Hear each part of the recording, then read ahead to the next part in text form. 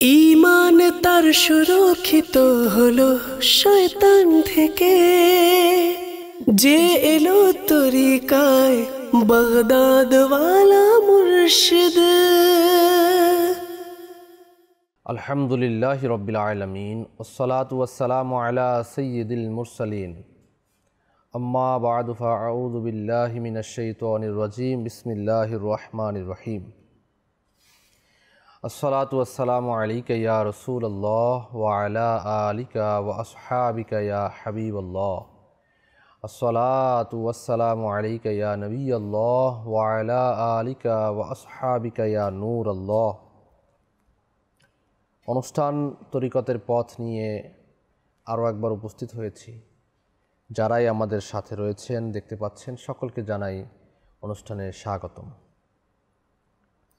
আমরা তরিকতের পথ এই অনুষ্ঠানে তরিকত বিষয়ক বিষয়াদি নিয়ে আলোচনা করছি, যে একজন মানুষ তরিকতের মধ্যে পদার্পণ করলে তার কি জরুরিয়াত রয়েছে, কি দরকারি রয়েছে, কামিল পীরের জন্য কি দরকার রয়েছে, মুরিদের জন্য কামিল হওয়ার জন্য কি দরকার রয়েছে, ইত্যাদি ইত্যাদি আমরা বয়ান শ্রবণ করছিলাম।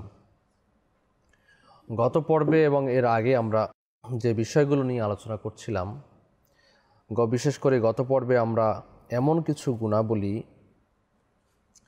যা বেলায়েতে সগরার আনুষঙ্গিক সবক বলা হয়, এগুলো একজন তরিকতপন্থীদের মধ্যে নিয়ে আসা খুবই জরুরি রয়েছে। আর এগুলো যখন একজন মানুষের মধ্যে আসবে, তাকে প্রকৃত মানুষ হিসাবে গণ্য করা হয়। এর আগে কিন্তু মানুষ না, মানুষ অবশ্যই মানুষ, কিন্তু মানুষ হিসেবে, মুসলমান হিসেবে কিছু গুণাবলী, কিছু আপনার দিক নির্দেশনা কোরআন হাদিসের মধ্যে রয়েছে, যে এই বিষয়গুলো একজন মুসলমানের মধ্যে, একজন মুমিনের মধ্যে থাকাটা খুবই জরুরি রয়েছে। যার মধ্যে আমরা শুনছিলাম তওবা সম্পর্কে, ইনাবাত সম্পর্কে। আজকের আমরা শ্রবণ করব জুহদ সম্পর্কে। জুহদ কতটা জরুরি রয়েছে, জুহদ সম্পর্কে যদি আমরা জানতে চাই, তাহলে জুহদের অর্থ কি রয়েছে। জুহদের অর্থ হচ্ছে অনাসক্তি, অনাগ্রহ, নির্লিপ্ততা, নির্মোহ ইত্যাদি। জাহিদ হলো জুহুদের কর্তা। এটি পরহেজগারির উন্নত একটা পর্যায়কে বলা হয় জুহদ। অমুখাপেক্ষিতা ও পবিত্রতা এর প্রধান বৈশিষ্ট্য। এটি আবিদের উন্নতর একটি অবস্থান, একটি স্তর। তাই আবিদ ও জাহিদ বা আবিদ জাহিদ জোড়া শব্দরূপে ব্যবহৃত হয়। মূলত জুহদ হলো ভোগ বিলাস পরিত্যাগ করে ইবাদতে মনোযোগী হওয়া। পরিভাষায় জুহদ মানে হলো দুনিয়ার প্রতি অনাসক্তি, প্রয়োজনের অতিরিক্ত আশা পরিত্যাগ করা, যদিও তা জায়েজ বিষয় হয়। জাহিদগণ সাধারণত অনাড়ম্বর ফকিরি জীবন পছন্দ করেন। জুহদ মানুষের শ্রেষ্ঠত্ব ও সম্ভ্রান্তের প্রতীক। জুহদ আশরাফুল মাকলুকাতের বিশেষ গুণ বলা হয় এই জুহদকে। সুবহানাল্লাহি ওয়া বিহামদিহি, আল্লাহু আকবার। কতটা জরুরি রয়েছে এই গুণাবলী নিজের মধ্যে নিয়ে আসা। আশরাফুল মাখলুকাতের বিশেষ গুণ হচ্ছে এই জুহদ। এটি সৃষ্টির সেরা মানুষকে উৎকৃষ্ট হতে, সর্বোৎকৃষ্ট ও উচ্চ হতে উচ্চতম স্থানে অধিষ্ঠিত করে। জুহদ মানে অনাসক্তি। এই অনাসক্তি মনোজগতে সক্রিয় হয়ে পর্যায়ক্রমে বাহ্যিকভাবে প্রকাশ পায়। আল্লাহ তাআলা বলেন 12 পারার মধ্যে, আর তারা তাতে অনাসক্ত বা নির্লিপ্ত ছিল। হাদিস শরীফের মধ্যে উল্লেখ রয়েছে, দুনিয়ার মোহ পরিত্যাগ করো, আল্লাহ তোমায় ভালোবাসবেন। মানুষের কাছে যা আছে তার লোভ সংবরণ করো, তারা তোমায় ভালোবাসবে। সুবহানাল্লাহি ওয়া বিহামদিহি, আল্লাহু আকবার। দর্শক শ্রোতা, এই জুহদ সম্পর্কে যদি বয়ান করা হয়, তাহলে অনেক বয়ান রয়েছে। মূলত যে ব্যাপারটি রয়েছে, অনাসক্তি, প্রয়োজনের অতিরিক্ত আশাকে পরিত্যাগ করা। আজকের আমরা যদি দেখি, তাহলে আমাদের সমাজের মধ্যে আশাই আশা, আশাই আশা, আশা কীভাবে পূরণ হবে, মানুষ আশায় বাঁচে, এভাবে আমরা কথা শ্রবণ করে থাকি।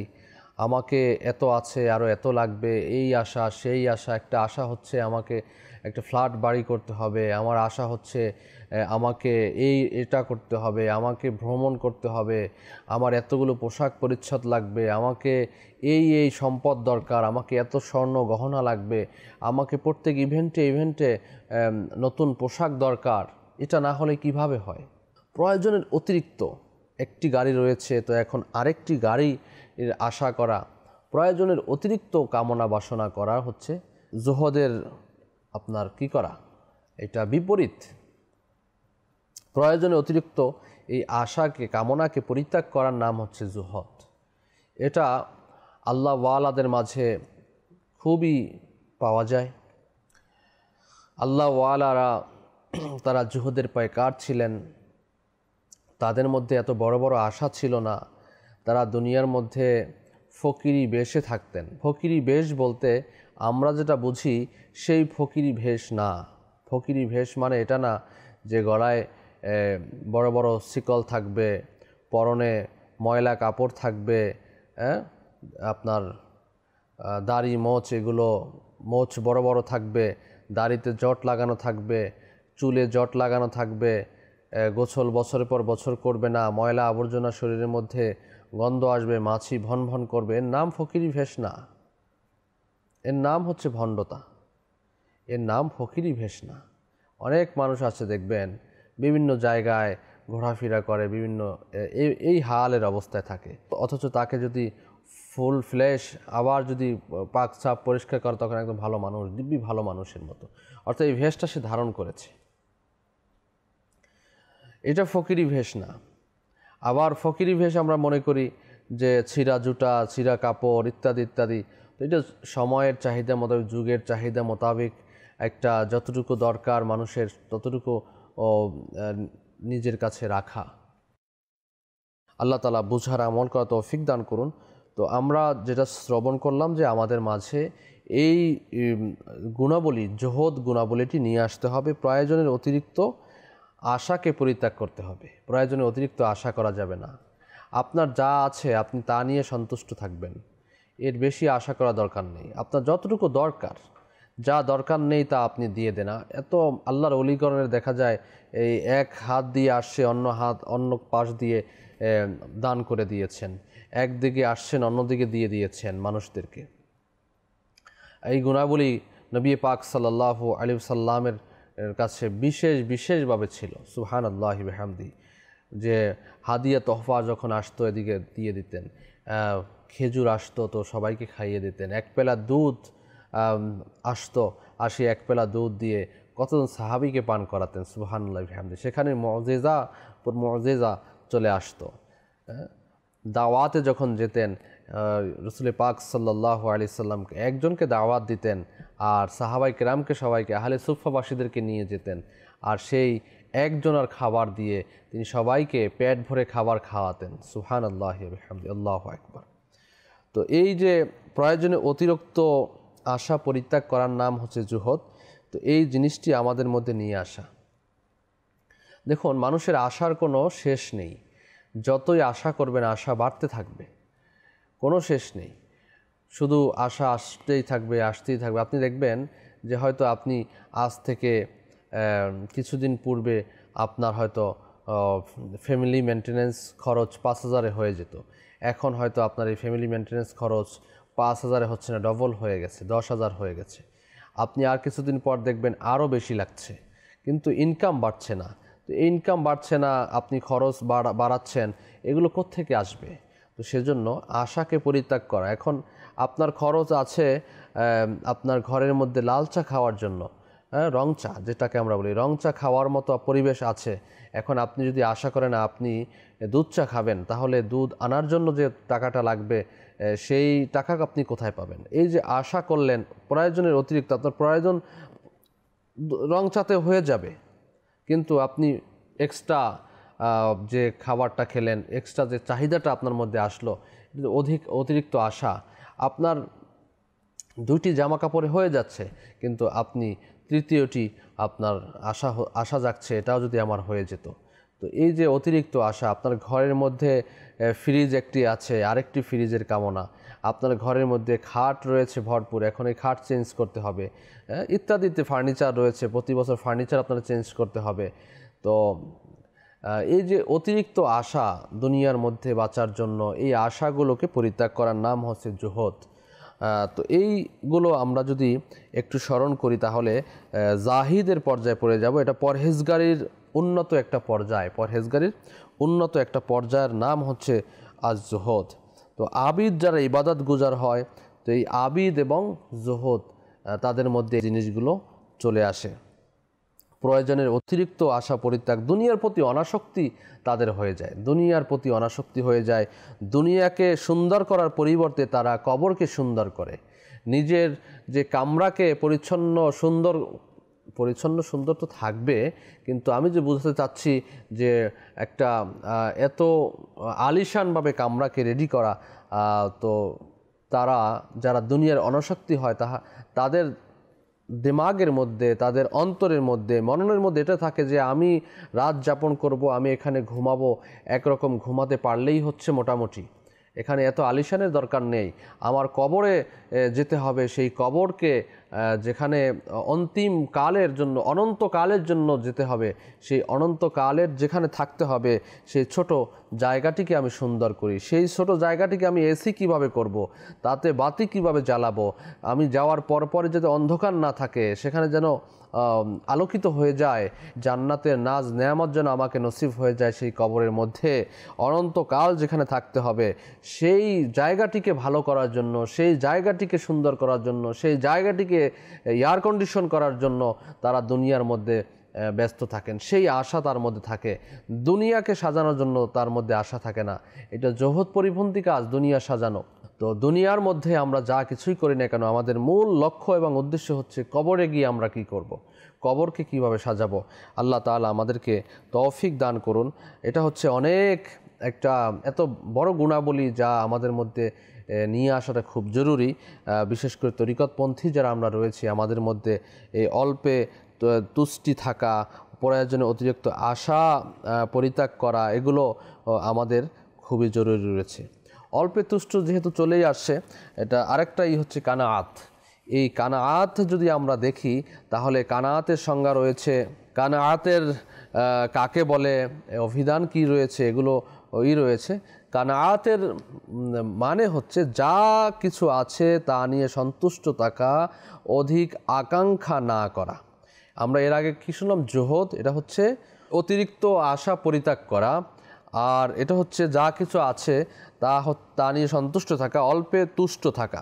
কানাআতের শাব্দিক অর্থ হচ্ছে যথেষ্ট মনে করা, ধৈর্য ধারণ করা, সামান্য জিনিসের উপর সন্তুষ্ট খুশি থাকা, যা পায় তা দ্বারা জীবন অতিবাহিত করা, অতিরিক্ত চাওয়া এবং লোভ থেকে বেঁচে থাকাকে কানাআত অল্পে তুষ্টি বলে।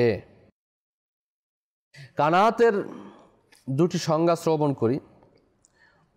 আর তারিফাত লিল জুরজানির মধ্যে রয়েছে যে আল্লাহ তাআলার বন্টনের উপর সন্তুষ্ট থাকাকে কানাআত অল্পে তুষ্টি বলা হয়। আল্লাহ তাআলার বন্টনের উপর সন্তুষ্ট থাকা, আল্লাহ তাআলা যা দিয়েছেন এর মধ্যেই আমি সন্তুষ্ট থাকি। আর 2 নম্বর হচ্ছে যা কিছু আছে তার উপর যথেষ্ট মনে করাই কানাআত অল্পে তুষ্টি।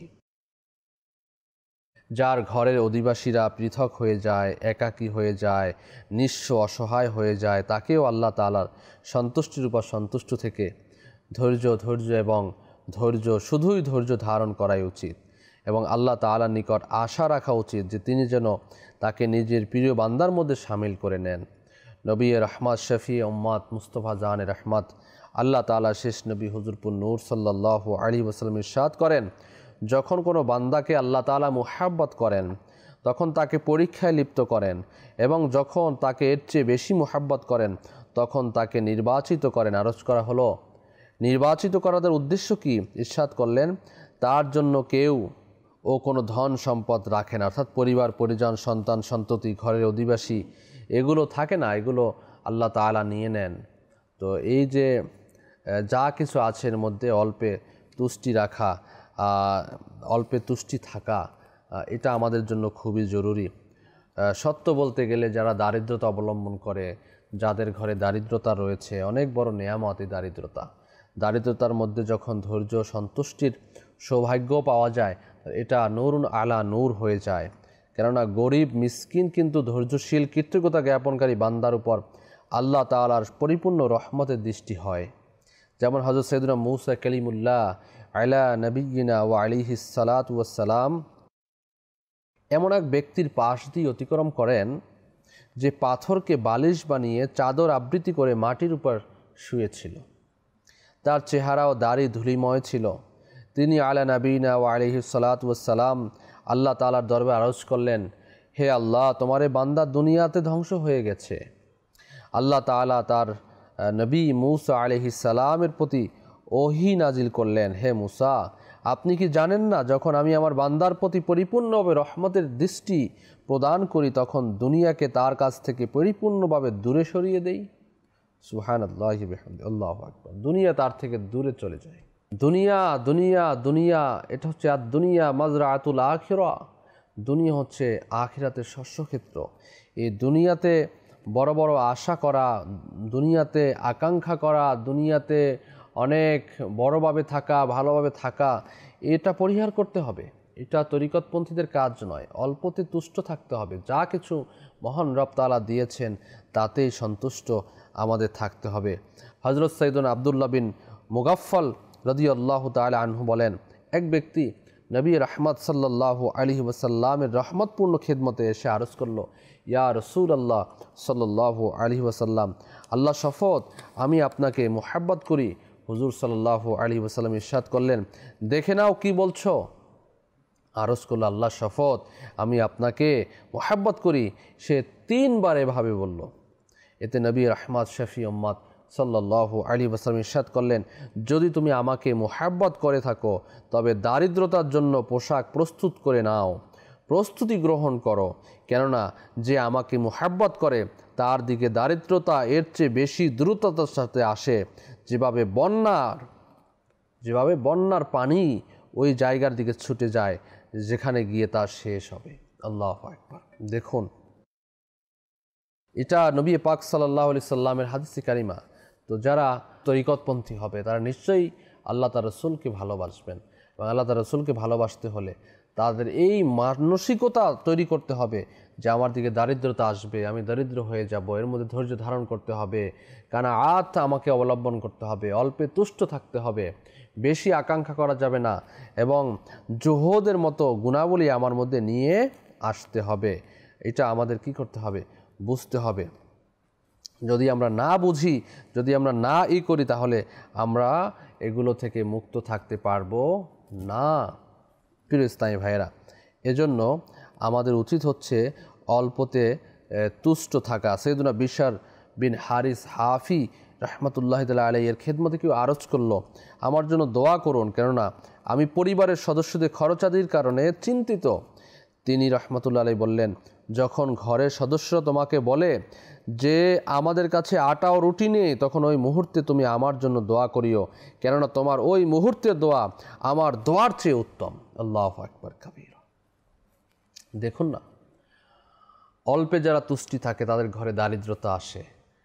এখন মনে করেন অনেক কিছু আছে, অনেক কিছু নেই। ঘরে আটা আছে তো লবণ নেই, লবণ আছে তো ঘরে চুলা জ্বালানোর লাকড়ি নেই, ইত্যাদি ইত্যাদি। মানে নুন আনতে পান্তা ফুরায়, এভাবে একটি কথা রয়েছে।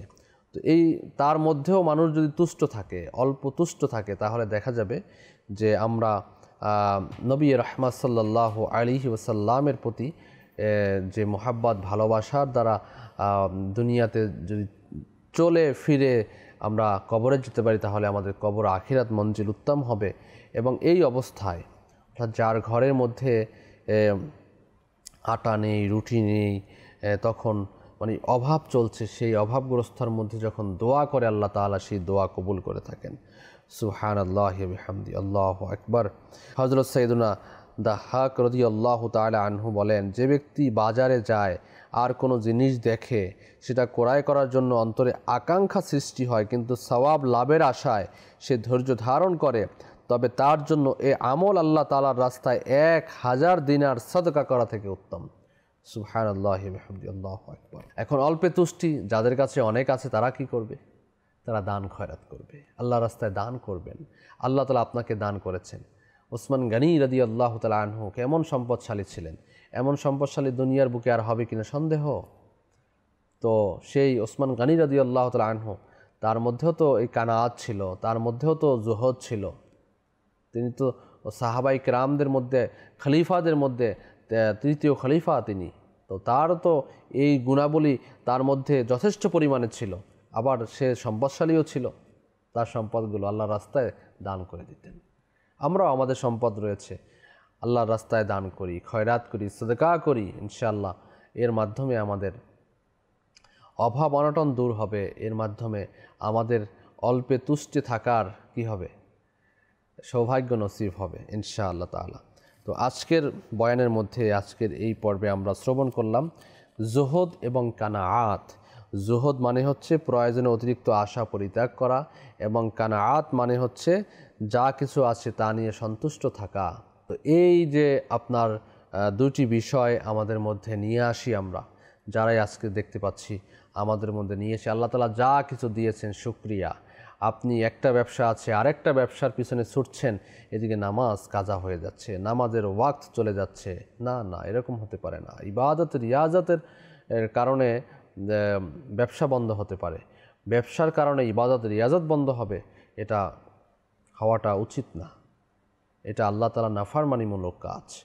এজন্য প্রথমত আল্লাহ তাআলা আমাদেরকে যা কিছু দিয়েছেন এর মধ্যে সন্তুষ্ট থাকা, এবং অতিরিক্ত আশা পরিত্যাগ করা, আর আল্লাহ তাআলার দয়ার উপর নজর রাখা। এবং এটা পীর মুরিদ সবার জন্য জরুরি, দুনিয়ার আশা ত্যাগ করা। এখন যে পীরের মধ্যে দুনিয়া কামানোর আশা থাকবে, কারণ ইমাম গাজ্জালী রহমতুল্লাহ আলাইহি বলেন তরিকতকে এখন অনেক মানুষ দুনিয়া লাভের মাধ্যম বানিয়ে নিয়েছেন। এই তরিকতকে, পীর মুরিদিকে দুনিয়া অর্জনের, দুনিয়া উপার্জনের মাধ্যম বানিয়ে নিয়েছে। তো এরকম পীর থেকে আমাকে মুক্ত থাকতে হবে। যে পীরের মধ্যে কানাআত নেই, যে পীরের মধ্যে জুহদ নেই, তার মধ্যে তো কিছুই নেই। সেজন্য তাদের থেকে দূরে থাকতে হবে।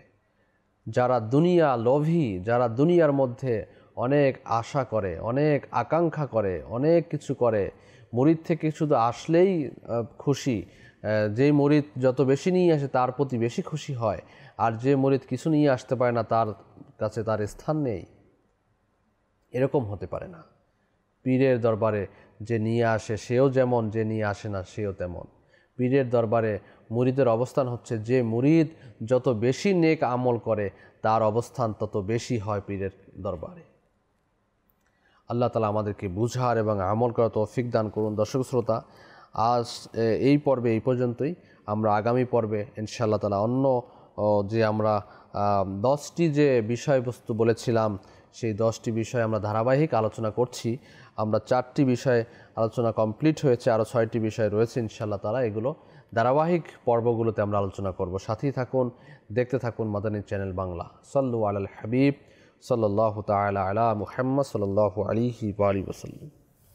ঈমান তার সুরক্ষিত হলো শয়তান থেকে, যে এলো তরিকায় বাগদাদ ওয়ালা মুর্শিদ।